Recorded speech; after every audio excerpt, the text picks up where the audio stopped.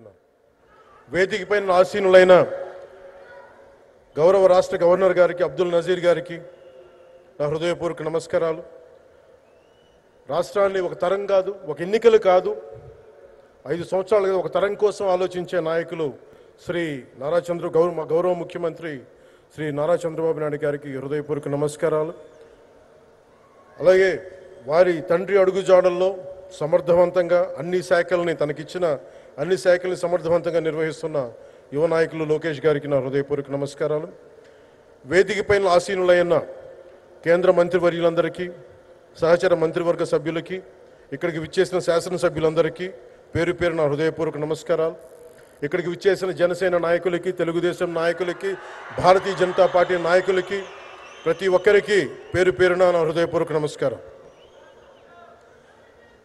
మనకి ప్రధానమంత్రి గారిని ఒకటే ఒక పదంతో పిలుస్తాం, కర్మయోగి.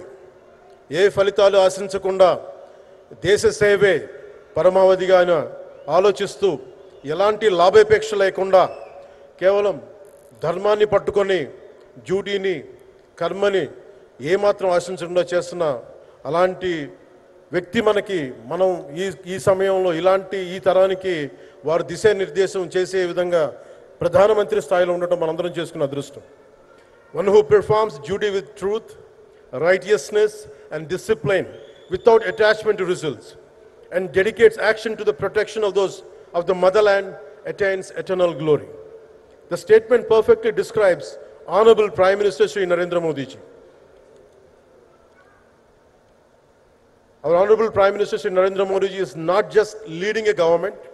ఆయన ప్రభుత్వాన్ని ఒకటే నడపట్లేదు, 2 తరాల్ని నడుపుతూ ఒక ఆల్ఫా రాబోయే ఇప్పుడు పుట్టిన బిడ్డలకి దిశానిర్దేశం చేస్తున్నారు. అలాంటి మన ఆత్మనిర్భర్ భారత్ ఎవరి మీద ఆధారపడకుండా దేశం తలెత్తి చూసేలాగా మేము సేవకులం కాదు, మేము భాగస్వామ్యం వహిస్తాం. మేము దేశానికి, ప్రపంచానికి దిశానిర్దేశం చేస్తాం. భారత్ అగ్రగామి, అంతేగాని కూర్చోబెట్టి చేతులు మడుచుకొని మేము భయపడతా ఉండే దేశం కాదు. తలెత్తుకొని పొగరగా, ఒక దేశపు జెండా ఎంత పొగరుగా ఉంటుందో అంత పొగరుతోటి భారతదేశాన్ని ప్రపంచ పటంలో నిలబెట్టిన మోదీ గారు మనకి ఈ రోజున ఈ కార్యక్రమానికి విచ్చేసి, ప్రత్యేకించి మొన్న గూగుల్ వచ్చింది, అలాగే ఈ రోజున ముఖ్యంగా దాదాపు 13,000 కోట్ల పైచిలుకుతోటి ఈ రోజున మనకి పెట్టుబడులు వస్తూ ఉన్నాయి. దాంట్లో ప్రత్యేకించి ఉరవకంలో 4,000 కోట్ల రూపాయలు పెట్టుబడి మనకి. ప్రత్యేకించి ఈ రోజున మనకి జిఎస్టీ పన్నులు ఎప్పుడు పెరగడమే తప్ప ఇప్పుడు తగ్గవు.